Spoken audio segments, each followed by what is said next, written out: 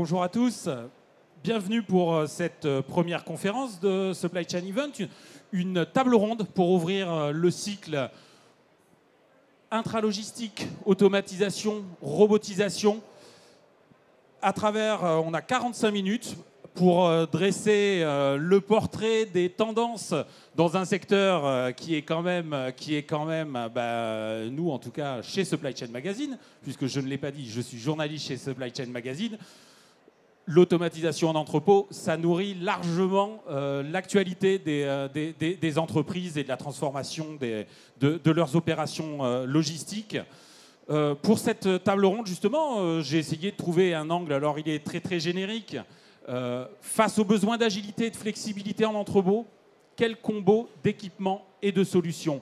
Et justement, messieurs, à travers ce petit tour de table, j'ai essayé d'avoir un condensé de l'écosystème, donc avec Arnaud Posé, qui est directeur conseil supply chain et innovation chez ACEP, Franck Girard, qui est directeur commercial de Boa Concept, Zachary Aoudi, qui est directeur commercial Europe du Sud de Movo Robotics, et Alassane Simpara, consultant Reflex avant-vente chez Reflex by Hardis Group, ou chez Hardis Group dans sa BU Reflex. Donc merci messieurs d'avoir répondu présent pour cette intervention. Et peut-être pour rentrer dans le vif du sujet, je vais faire un petit premier tour de table pour que vous vous présentiez, présentiez votre place et la place de votre entreprise dans l'écosystème.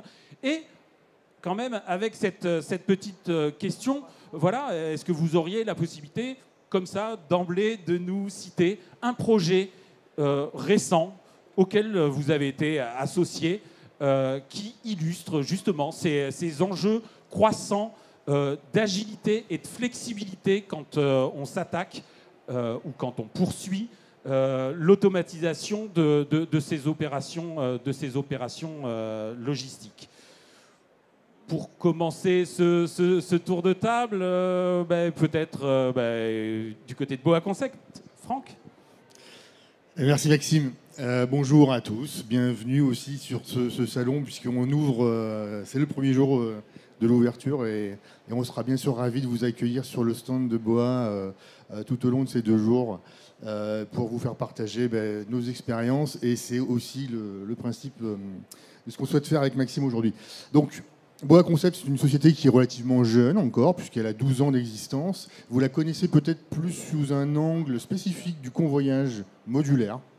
Et on pourra en reparler, le convoyage modulaire qui nous a permis d'offrir à nos clients des solutions ultra flexibles dans le monde de la logistique, puisque modifiables, interchangeables, et qui permet de créer un réseau de convoyage adapté, 1, à son besoin du moment, et 2, de le faire évoluer, comme le ferait un logisticien avec du rack ou des chariots ou du matériel hardware pour faire de la lecture de code barre. Voilà, donc c'est ça le principe de base de Boa Concept.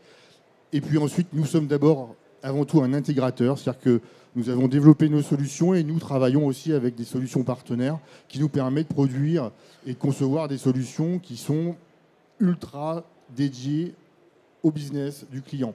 Donc elles sont toujours sur mesure. Elles sont toujours adaptées aux besoins du moment, avec toujours l'esprit d'évolution derrière.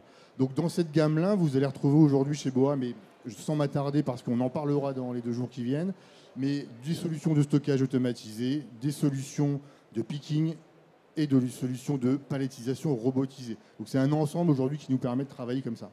Si Maxime, tu souhaitais aussi qu'on aborde l'angle sous l'aspect projet. Un projet. Donc moi, il y en a pas forcément un qui vient à l'esprit, mais il y en a plusieurs, mais qui sont toujours sur le même fil conducteur. C'est l'incapacité aujourd'hui pour beaucoup d'acteurs de savoir ce qu'ils vont faire dans 10 mois, 12 mois, 18 mois. C'est très difficile aujourd'hui. C'est très difficile pour les raisons que vous connaissez. Et quand on a dans un projet d'automatisation en vue, soit on se dit j'attends que tous les feux soient ouverts, et à ce moment-là, je peux attendre très longtemps parfois.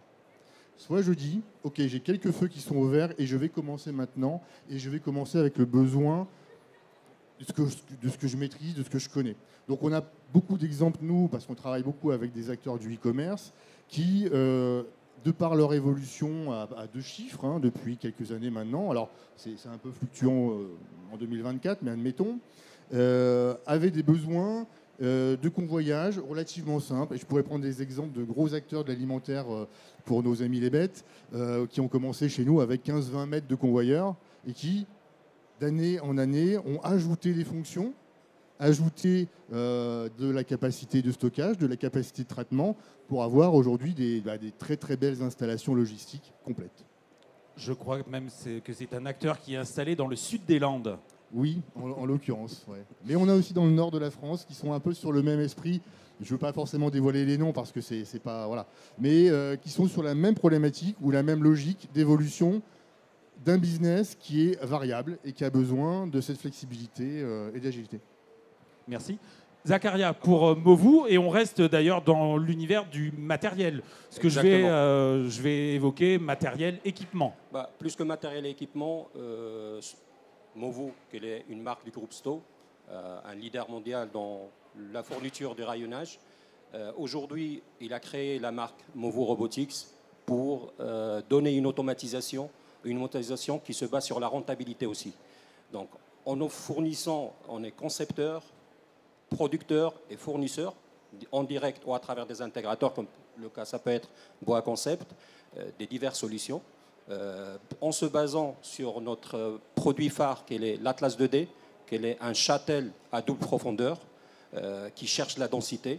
Et ça, pour ne pas parler d'un seul projet, aujourd'hui, la constante qu'on cherche dans nos différents projets, en France ou ailleurs, c'est la modularité, la densité, parce qu'il y a une douleur qui est récupérée de l'espace, et on sait très bien que le mètre carré, ça coûte toujours plus cher, et dans des endroits comme Paris ou ailleurs, ça devient très difficile d'avoir des fabrications ou des entrepôts rapides. Donc, c'est l'idée, quand le groupe Sto a décidé de créer la marque Movu, il cherchait pas seulement offrir... Il y a 2 ans, c'est ça ? 1 an et demi, bientôt 2 ans, mais il y a certains qui la connaissent comme Sto Robotics. Donc c'était simplement une différenciation pour parler en direct au marché de l'automatisation et pas nous identifier qu'avec le rayonnage ou un producteur de rayonnage. Donc, et toutes nos solutions aujourd'hui, ils sont basés sur pas seulement la modularité, mais aussi sur la facilité d'obtenir le ROI. Aujourd'hui, avec l'incertitude que mon collègue il a bien souligné, on a besoin d'une rapidité de déploiement, voire chercher un ROI qui soit stable et qui donne la continuité au sujet. Merci. Arnaud, pour ACEP, alors avec le côté multicarte d'ACEP, justement, la place d'ACEP dans l'écosystème. Oui, bonjour. Donc ACEP, effectivement, aujourd'hui, est un groupe qui fête ses 20 ans l'année prochaine. C'est important, hein, la pérennité. Nous sommes intégrateurs, éditeurs de solutions, hein, spécialisés dans la digitalisation de la supply chain. Donc éditeur de notre propre solution, WMS, et intégrateur, en l'occurrence, de la solution Reflex. Nous fournissons également l'ensemble des services tels que l'hébergement, la data. Et nous sommes aussi dans le domaine du conseil, effectivement, un cabinet spécialisé dans le conseil logistique, intralogistique notamment. Et en fait, nous nous retrouvons dans des projets, finalement, en tant que prescripteurs et conseillers pour nos clients, pour les aider à trouver les meilleures combinaisons entre les systèmes de mécanisation, les systèmes de digitalisation. Et ce n'est pas un exercice facile pour les clients. Donc, notre valeur ajoutée est vraiment de les aider à décrire le besoin et à le projeter. On aura l'occasion d'en parler tout à l'heure. Un exemple peut-être de projet, même si vos deux camarades ont un petit peu esquivé le côté nominatif des exemples. Je vais sans doute l'esquiver également, mais, mais je vais vous donner... On a récemment effectivement accompagné un acteur industriel dans le domaine de l'agroalimentaire qui avait besoin effectivement de projeter à 10 ans son activité. Là, je fais écho à ce que vous disiez tout à l'heure. Et donc, à partir d'une analyse de la donnée, d'une modélisation de la donnée, d'une projection de la donnée qu'on a réalisée, on l'a accompagné à designer finalement ces solutions, et je crois que ça fait partie des sujets qu'on évoquera, à 3, 5 ans, 10 ans, et de rendre vraiment des choix aujourd'hui qui vont être évolutifs et modulables en fait dans le temps, à la fois sur la partie méca, aménagement, et sur la partie aussi applicatif, logiciel, permettant quand même de piloter tout ça. Parce que les deux, là aussi, sont indissociables pour la performance. Désolé pour le nom. Merci. Pour finir, Alassane, alors on a parlé, moi, ce que j'appelle l'équipement et matériel. Là, moi, je serais tenté de parler d'outils, solutions, avec les solutions de réflexe. Alassane, qu'en est-il? Il y a tellement de choses à dire. Avant de commencer, je pense que Hardis Group est quand même assez connu. Ça fait plus de 30 ans qu'on offre des services digitaux. C'est de l'intégration Salesforce. Ce sont des projets de digitalisation tout court, de l'intégration applicative, cloud, etc. Et c'est aussi Reflex. Reflex qui a 30 ans. Donc ça fait 30 ans qu'on fait des projets.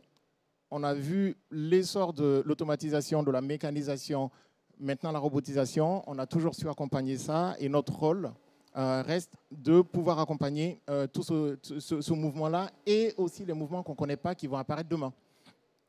Donc la flexibilité, l'agilité, c'est simple. Pour un WMS comme nous, si on n'est pas capable de l'accompagner, on ne peut pas être pérenne. Donc c'est un sujet qui est de toute façon d'actualité et qu'on a au quotidien. On a fait un petit sondage, c'est plus de 75% de nos nouveaux projets qui ont un volet mécanisation, soit parce qu'elle est déjà en place, soit parce que le client se prépare à passer à la mécanisation. En tout cas, quelque part, c'est dans le schéma directeur dans tous les cas. Et le rôle d'un WMS dans tout ça, c'est tout simplement d'être assez flexible pour ne pas lier les mains de son client. Concrètement, alors je vais essayer de prendre des exemples. J'ai un distributeur de produits homéopathiques très connu en France. Et on sait très bien que le déremboursement de ces produits-là a affecté cet écosystème. Ils ont, du jour au lendemain, eu beaucoup moins de volume. Et leur solution a été, dans un premier temps, de se doter d'un WMS qui va leur donner la main. Leur donner la main pour s'adapter en termes de variation déjà de volume, de variation de main-d'œuvre. Il y a eu des restructurations, des changements de centre de distribution, etc. Et il fallait un outil que le client pouvait prendre en main, pouvait paramétrer, modifier, faire évoluer sans nécessairement avoir besoin de son éditeur. Et ensuite, ils se sont aussi automatisés parce qu'il leur fallait de la capacité de picking détail. Et donc, voilà, c'était un exemple très concret où on remplace 8 applications par une seule application sur laquelle on a la main et on se met en capacité de gérer des flux qui changent un petit peu de nature, qui changent de volumétrie. Et si je dois prendre un deuxième exemple, alors toujours dans la pharma post-Covid, forcément, les projets qui se sont relancés en premier, c'était ceux-là. C'est par exemple un Fondation Santé Service qui est assez connu, hein, qui a automatisé largement ses entrepôts, changé son outil aussi WMS pour se mettre en capacité d'absorber cette augmentation de volume et cette flexibilité qu'il souhaite acquérir demain. Et ça, c'est un projet qui est tout chaud, du moins. C'est un des projets de l'année, si je ne m'abuse. Ah, celui-là, oui, il a démarré il y a quelques semaines. Très bien. Merci. Alors, dans la présentation, on a commencé par les équipements, on a fini par le volet WMS. On verra plus tard dans la discussion que c'est d'ailleurs pas forcément dans cet ordre que ça se passe quand on aborde la transformation de ces opérations en entrepôt. Mais j'aimerais revenir sur l'évolution des attentes, des attendus vis-à-vis de ces projets intralogistiques. Même si vous l'avez abordé. Alors, on a eu la mention du Covid juste à la fin par Alassane. C'est vrai que quand on discute comme ça d'une évolution, souvent on dit, ben voilà, qu'est-ce qu'il y a aujourd'hui de différent sur le marché par rapport à ce que c'était il y a 5 ans ou 10 ans. Bon, là, si on choisit il y a 5 ans, ça nous met justement à la veille du Covid, donc les deux sont... ma question va être ceci, voilà, la nature des projets que vous menez aujourd'hui, dans quelle mesure ils sont différents de ce que ça pouvait être il y a 5 ans. Alors, je vais me tourner vers Franck. Je sais que vous n'étiez pas côté offreur il y a 5 ans, Et c'est aussi pour ça que je vous interroge sur cette évolution des besoins, parce que vous avez été à la manœuvre chez de grands prestataires logistiques. Je vous laisserai peut-être les nommer sur ces volets automatisation. Et justement, les prestataires logistiques ont fait partie de ces acteurs. Pendant longtemps, on disait ben non, ils résistent à l'automatisation. Et pourtant, ils y sont venus. Et quelque part, ils ont été peut-être en amorce du marché sur ces attentes d'agilité, de flexibilité, compte tenu de la spécificité de leur métier. Donc, ma question est double, mais vous verrez que je suis un habitué des questions à tiroir. Mais voilà, cette évolution des attentes est ressentie avec votre ressenti d'offreur, mais aussi d'utilisateur, d'ex-utilisateur. Ouais, c'est vrai, j'ai eu la chance de faire un parcours qui est un petit peu mixte, mais toujours avec cette ligne continue de l'automatisation. Donc à la fois chez des chargeurs, hein, ce qu'on appelle des gens qui utilisent leur logistique, comme des gens comme Decathlon ou Armentieri, et puis aussi un parcours sur la prestation logistique chez Norbert d'Entresangles, FM Logistique et GXO. Et voilà. Donc j'ai une vision assez globale du besoin, ce qui est assez pratique quand on est effectivement chez Bois après. La variation, le changement qu'il y a eu, il ne s'est pas fait blanc ou noir d'un coup. C'était pas une rupture violente. La seule rupture violente qu'on a vue, effectivement, c'était la période du Covid 2022, où globalement, c'est pour ainsi dire, plus rien passé.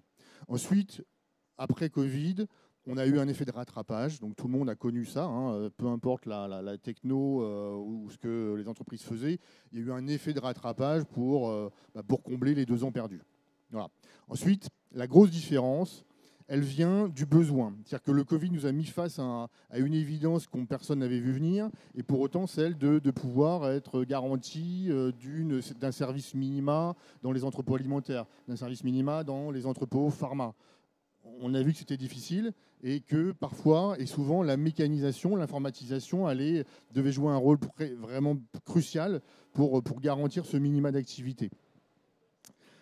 Les prestataires ont, de par leur structure de fonctionnement avec leurs clients, des contrats qui les lient à la durée de location des bâtiments. Donc souvent on parle de 3-6-9, la durée des baux. Et donc mécaniquement, j'ai envie de dire, le calcul d'un CAPEX et d'un investissement se cale d'origine là-dessus. Donc j'ai un client 3 ans, je vais essayer d'amortir mon client pendant 3 ans là-dessus. Si c'est 6, si c'est 9, très bien, je pourrais investir davantage. La réalité fait qu'au bout de 3 ans, c'est parfois difficile, et c'est souvent difficile, de trouver un ROI sur des installations de plusieurs millions d'euros de mécanisation et ou d'informatisation. 3 ans, c'est trop court. 6 ans, on commence à trouver certaines solutions, certaines applications. 9 ans, c'est effectivement la plupart des cas, quand on a un gros projet de méca. On achète une Rolls. On a investi soit dans le bâtiment en plus de la méca, mais en tout cas, on s'engage sur des périodes dures et longues. Le prestataire logistique, lui, n'a pas forcément vocation à ça. Donc, la plupart des contrats logistiques, c'est 3 ans. Donc, 3 ans, c'est difficile. Donc, les prestataires ont tout de suite été à la recherche, mécaniquement, de solutions qui soient amortissables sur 3 ans et éventuellement réutilisables. Et c'est là-dessus qu'on a travaillé depuis maintenant presque 15 ans, 20 ans. Réutilisable pour d'autres clients, voire d'autres secteurs d'activité avec des profils de commandes et autres. Tout à fait. Donc les prestataires, je pense, sont à l'origine de la recherche de flexibilité. Maintenant, la plupart et l'ensemble de tous les clients, de par la certitude qu'on a, utilisent ce bénéfice-là de la flexibilité mécanisée, de la modularité des éléments et réutilisables sur différents dossiers. Je pourrais prendre des exemples où on a déménagé beaucoup d'installations de clients qui, soit prestataires, soit simplement logisticiens, avaient des besoins d'agrandissement, de changement de bâtiment, et donc on a démonté nos solutions, on les a remontées, complétées, etc. Donc c'est ça la modularité. C'est pas seulement de dire je vais ajouter quelques mètres linéaires par-ci par-là, c'est de dire aussi je suis capable de faire face à un business très changeant et qui me permettrait éventuellement de déménager, de prendre un bâtiment plus grand de l'autre côté de l'autoroute ou dans une région différente. C'est ça qui est intéressant. Alors que, si je ne me trompe, un transstocker, le le parangon de l'automatisation d'il y a 15 ou 20 ans, on n'en a jamais vu déménager, du moins. Alors, on a fait des études pour les déménager. Un transstocker, vous partez avec pendant 10-12 ans sans problème. Hein. S'il est bien entretenu, il peut faire bien plus que ça encore. Sauf qu'au bout de 10-12 ans, la techno elle a tellement évolué que votre transstocker, quand vous mettez le coût de démontage, transfert, remontage, vous pouvez acheter quelque chose de neuf et bien plus flexible. Merci. Je vais passer peut-être côté conseil sur cette évolution des attentes. Alors, Arnaud, vous nous avez déjà livré une clé sur cette idée de dimensionner à 10 ans, mais avec quelque part pas un rétro-planning, un planning tout court de l'investissement. Ça se formalise comment? Alors, est-ce que, par exemple, on va d'abord adresser une fonction en disant, ben voilà, je commence par automatiser ma fin de ligne, mon tri transporteur, éventuellement de la palettisation à la fin, ou je commence par le stockage, ou alors on peut essayer de construire tout un process automatisé, mais qui va s'étoffer, se complexifier dans le temps. Alors, ça dépend en fait de la situation. Aujourd'hui, ce qu'on s'aperçoit d'abord, c'est que côté chargeur, en tout cas, les clients qui ont leur logistique s'ouvrent vraiment de plus en plus à ces sujets de mécanisation, de digitalisation, tout simplement pour optimiser une performance, des coûts, des surfaces et finalement le service client.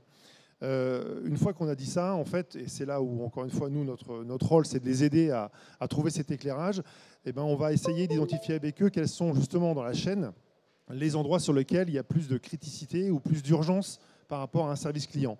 Alors ça peut être j'ai un problème de place, ça peut être un problème de j'ai besoin de changer mon système ou de me digitaliser, ça peut être j'ai besoin d'améliorer ma performance ou je démarre une activité en B2C où on sait que les process sont complètement différents, comment j'y vais? Et donc en fait, ils ont cette vision-là et effectivement, on est quand même plus dans des projets qui se font par étapes. C'est rare, d'une part parce que c'est des projets forcément plus importants, plus coûteux et plus engageants. Donc on va plutôt avoir des clients qui vont se dire, dans un premier temps, il faut que j'optimise mon processus de stockage et mon processus d'expédition. Et donc je vais faire un focus tout en ayant une vision globale, parce que nous, l'enjeu, c'est de leur donner la vision à 5 ans. Et je reviens encore une fois sur la data, qui est un élément essentiel aujourd'hui dans nos analyses pour justement faire un état des lieux qui parfois va surprendre le client, parce qu'il est sûr qu'il fait sa commande, et tout le monde voit ce que je veux dire autour de la table, mais il va être surpris des résultats qui sont purement factuels, parce que ce sont vos données, monsieur le client, et on va l'aider à projeter finalement son activité en termes de volumétrie. Et en fonction de ça, de lui donner une vision finalement de l'équipement et des étapes pour y arriver. Donc on a parfois des projets où j'ai une extension, donc j'ai un bâtiment 5000 m², là c'est facile, on peut se permettre de faire quelque chose clé en main tout de suite. J'ai un bâtiment existant que je veux optimiser, on va être un peu plus créatif. Et c'est là, je dirais, tout le sens de nos missions pour lui donner des solutions. Et on travaille énormément avec tout l'écosystème qui est autour de cette table et dans ce salon pour justement leur donner des visions, des idées, des solutions de par les différentes expériences qu'ont mes collègues. Voilà. Vous parliez de data, on parle de quelle data? Ça va être les data de ses commandes, la taille de son référentiel, la façon dont ça tourne, ce genre de choses? Oui, bien sûr. Alors, le premier sujet, il va d'abord de l'aider à savoir où sont ces données et de les qualifier, parce qu'il y a quand même toujours un vrai sujet sur la qualité de la donnée. Mais effectivement, l'enjeu, c'est de prendre en fait des données claires de volumétrie, dont ont besoin aussi les intégrateurs de solutions, parce qu'en fait, ça permet de modéliser, de donner du capacitaire, de calculer de ROI. On l'a parlé tout à l'heure, c'est un élément essentiel. Donc, à partir du moment où on a les données, on les a qualifiées, on va les valider et on va les projeter. Et il est très important que l'étape de validation, le client dise ça me parle, c'est bien ça, mes commandes c'est ça, ma réception c'est ça, mon stock c'est ça. Et sur cette base-là, on va faire des projections. Et sur ces projections, on va être capable de dire, voilà, par rapport à votre activité, vos contraintes, vos enjeux, c'est tel ou tel type de solution. Et là, après, on va chercher nos amis intégrateurs et finalement, c'est eux qui vont cautionner, illustrer aussi très clairement, de par leur maîtrise, leur expertise, ces solutions pour le client. Et nous, on va accompagner ces réflexions et cette mise en œuvre.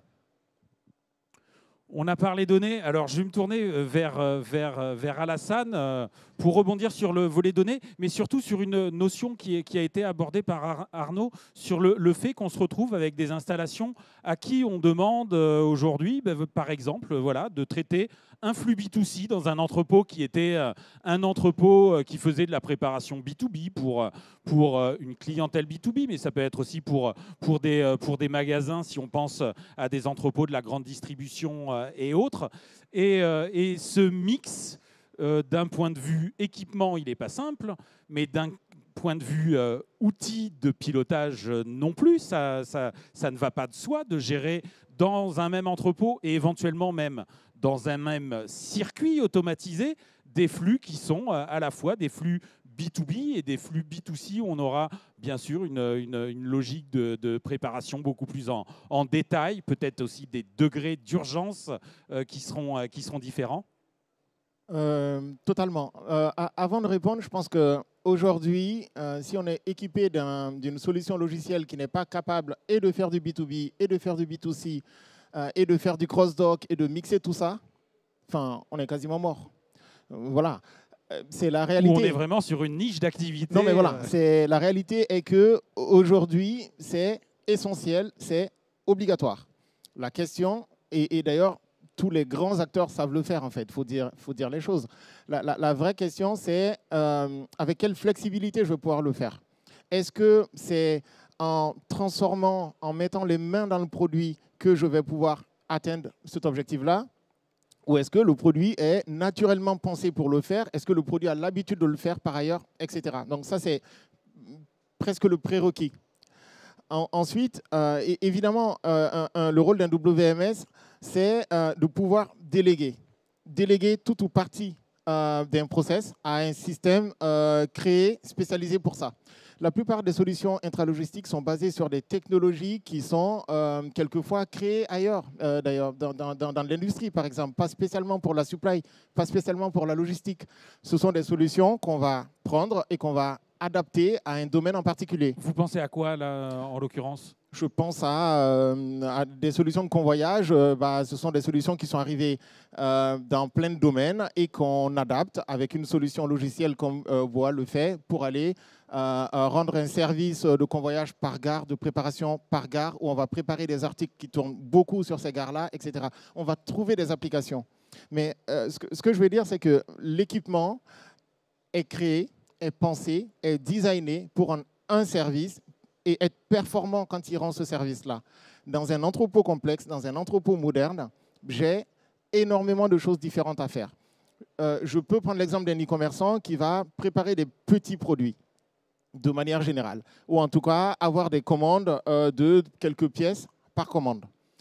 On va faire une logistique qui est adaptée à ça, mais on se retrouve toujours à avoir des articles non mécanisables dans le même entrepôt, de la matière dangereuse, quelque part, peut-être un petit volume, mais ma commande finalement ne part pas si mon non mécanisé n'est pas prêt. Et donc, j'ai un chemin critique pour arriver à préparer l'intégralité de ma commande et être à temps pour le cut-off time, globalement.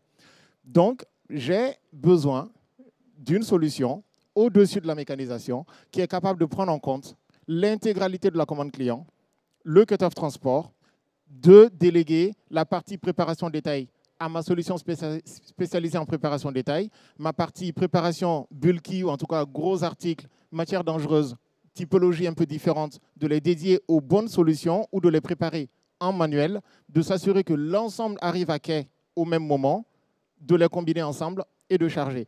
Donc, les solutions sont véritablement et totalement complémentaires. Et il y a peut-être un dernier point qui, moi, m'a surpris, c'est de revoir arriver, par exemple, les buffers séquenceurs. Ça fait plus d'une dizaine d'années que je suis dans la logistique. Ce sont des solutions qui ne sont pas récentes, mais avec la non-artificialisation des sols, on a de moins en moins d'espace pour réaliser cette consolidation de commandes. Et donc, il y a des solutions qui ressortent du placard. Alors, du placard, elles n'étaient pas vraiment au placard, mais qui ne sont pas si disruptives que ça, si innovantes que ça, parce qu'elles existaient depuis longtemps. On les ressort parce qu'on en a besoin vu l'évolution législative. On parle là pas forcément d'équipement. Alors, je ne sais pas, quand vous parlez de buffer séquenceur, en tout cas, c'est dans une étape du process à un moment, on a cette brique de buffer qu'il n'y avait qui avait un peu, sinon disparu, mais qu'on ne retrouvait pas. Et c'est vrai que maintenant, en amont de zones de tri, moi, pour avoir visité un certain nombre d'entrepôts, en amont de zones de tri transporteurs, on se retrouve, oui, en effet, avec des buffers où on a tout qui est prêt et qui n'attend qu'à être mis dans le bon ordre et dans le bon séquençage de temps pour partir. Exactement. Ce sont des entrepôts qui avaient été designés pour avoir énormément de place pour faire ce tri-là. Bah maintenant, cet espace, on en a besoin pour autre chose, pour densifier son stockage. Et bah, on va dédier une plus petite partie au tri et un buffer va pouvoir nous aider à le faire. Par contre, dans son WMS, dans sa solution logicielle, il faut qu'on soit en capacité d'aller faire ces modifications de flux parce que le fournisseur de buffer, si on a de la chance, c'est le même, mais il y a de fortes chances pour que ce ne soit pas le même que le fournisseur de shuttle, de solutions de convoyage à gare, etc. Et donc, il faut une solution au-dessus de tout ça pour aller penser l'organisation, penser la redistribution des flux et qu'on puisse le paramétrer simplement. Et c'est là qu'intervient le WCS en fin de compte. Le WMS va donner des orientations de priorité. Le WCS, lui, va donner des orientations de priorité mécanisées. C'est-à-dire qu'effectivement, on peut avoir des systèmes qui sont différents en termes de pilotage, mais qui constituent la solution. D'accord ? Et donc, ce qu'on appelle le WCS Master aussi, hein, dans d'autres termes, on va le trouver aussi sur le salon.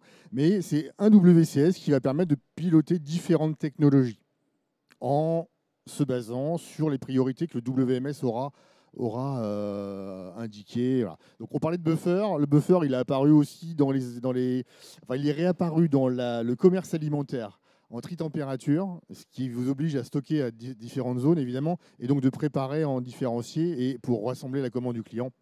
Le buffer est souvent utilisé. On a amorcé justement l'évolution des équipements. Donc, du coup, je me tourne vers Zacharia, parce que Movu Robotics aussi, son offre, et quelque part, quand on parle d'évolution des attentes, forcément, alors c'est la poule et l'œuf. C'est aussi l'évolution des solutions, des équipements. Traditionnellement, votre offre, elle venait plutôt du monde de la charge lourde, mais avec un enrichissement, et c'est bien là que se joue l'évolution de l'écosystème. On a aussi aujourd'hui de l'AMR, des systèmes qui permettent de traiter des flux plus de détails. Qu'est-ce que vous pouvez nous dire sur ce chemin ? Alors, c'est vrai que l'offre aujourd'hui de Movu, il est assez riche pour répondre à plusieurs besoins et à l'évolutivité qu'il a connu le marché. Principalement, il ne faut pas oublier qu'au-delà de tous les thèmes qui ont été traités par mes collègues, il y a un sujet qui est devenu aujourd'hui, qui a plutôt été accentué ces dernières 5 années, c'est la pénurie de la main-d'œuvre. Et donc, beaucoup d'entreprises aujourd'hui, pour faire face à cette pénurie, voire aussi rattraper le retard dans l'automatisation, donc on se bloque et on commence à avoir peur. Et donc aujourd'hui, notre offre, qui est assez riche, peut aujourd'hui permettre à n'importe quelle entreprise qui souhaite s'automatiser à commencer déjà avec les AMR, par exemple, suite à ça, l'évoluer avec d'autres technologies ou voire le compléter avec d'autres solutions.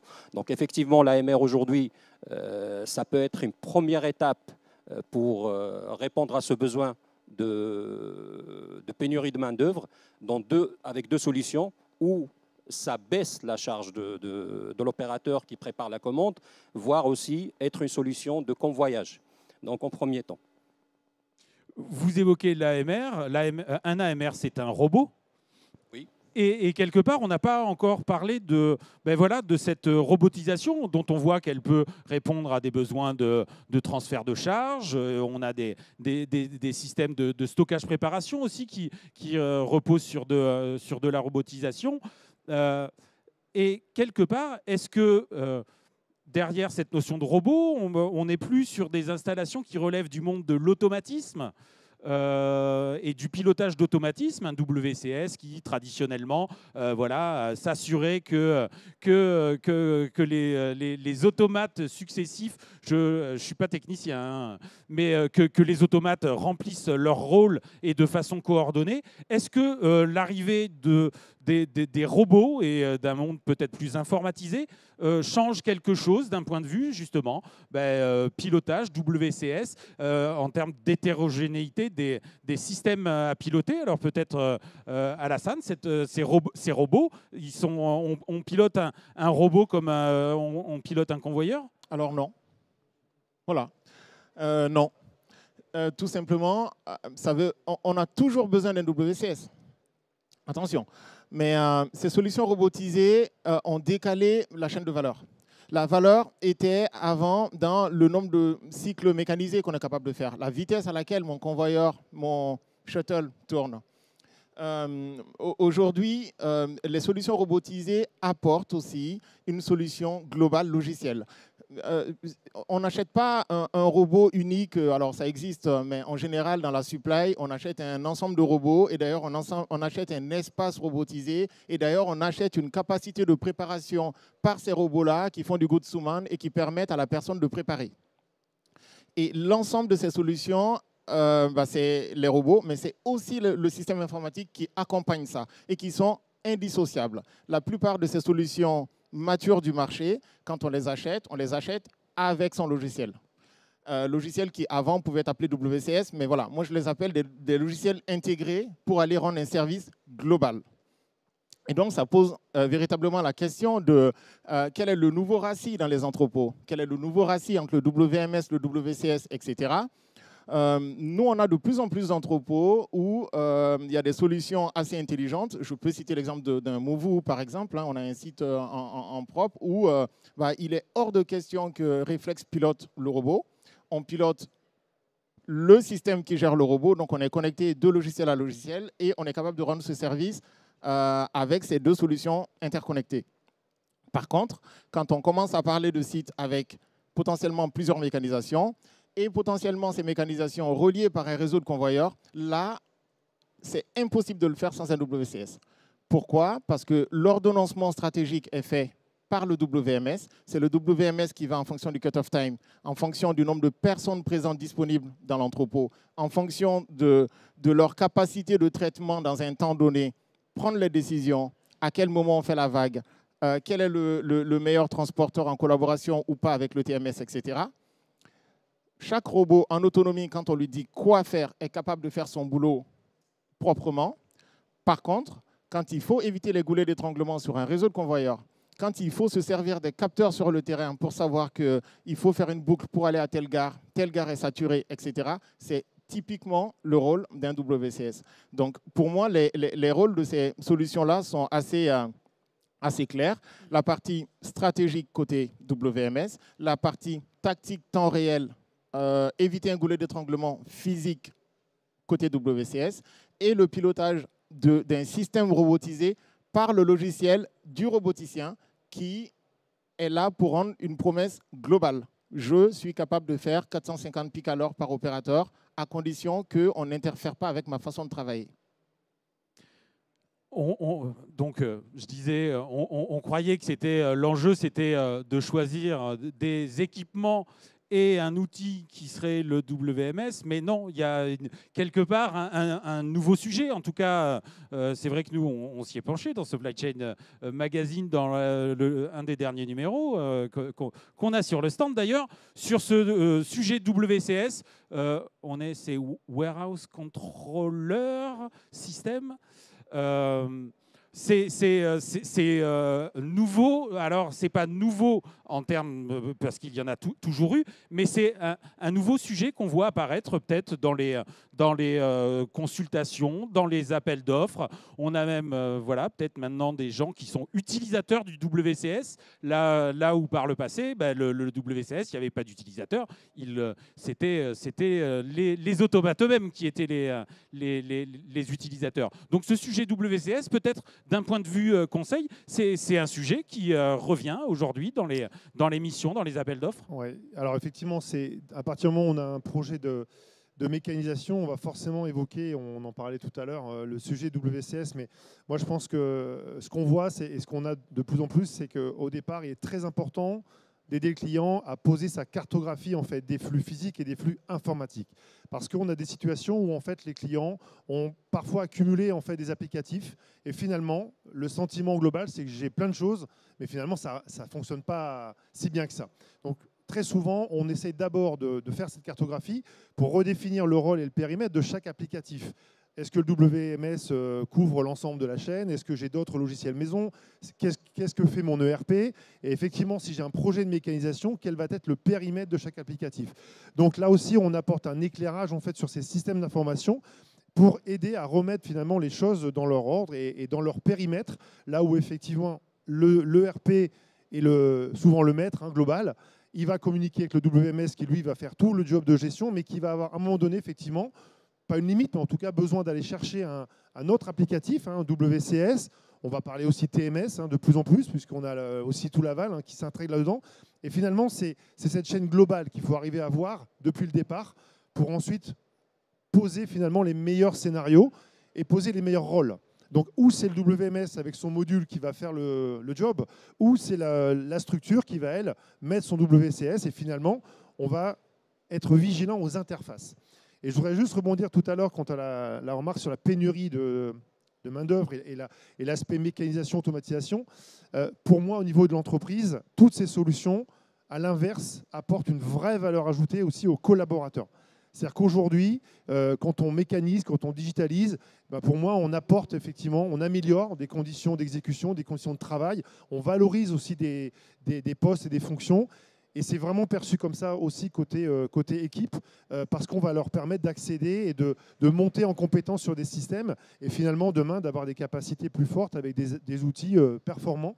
Donc pour moi, c'est un vrai plus côté collaborateur et c'est aussi pour le client une façon de valoriser son projet en interne, ce qui est aussi très important, on le sait, dans la réussite d'un projet comme ça où il y a des vrais changements entre l'avant et l'après.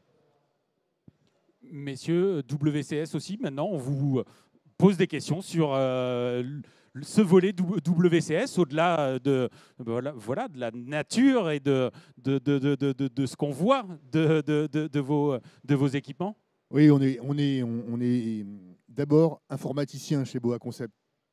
Et ensuite, on a créé du convoyage à l'origine.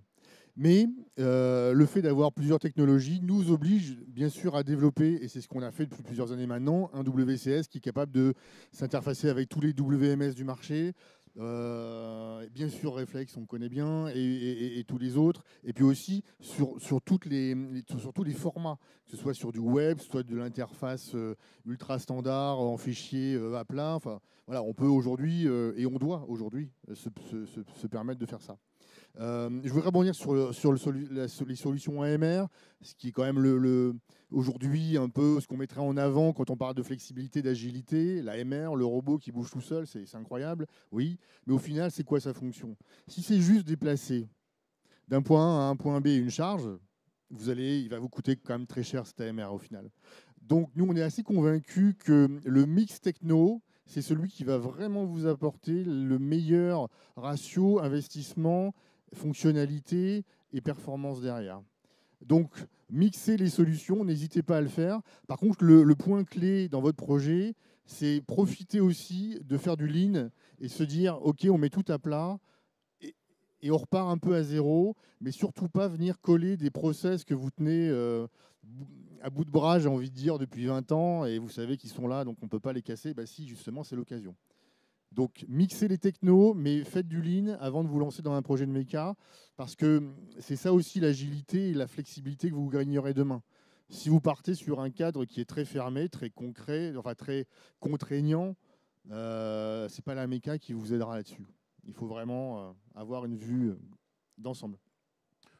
Je vois que le temps file, on arrive à la fin, et on finit d'ailleurs sur cette notion de mix. Alors moi, dans mon titre, j'avais parlé de combo.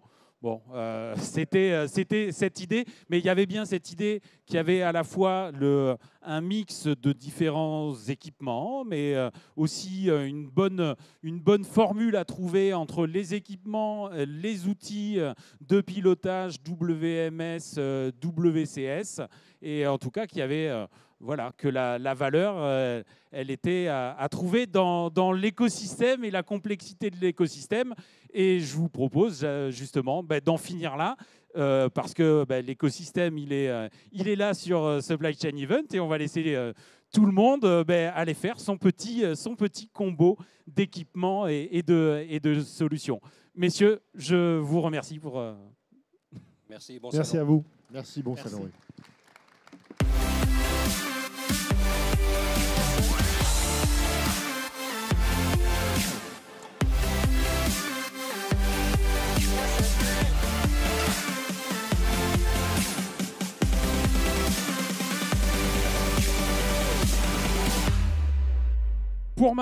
Pour ma part,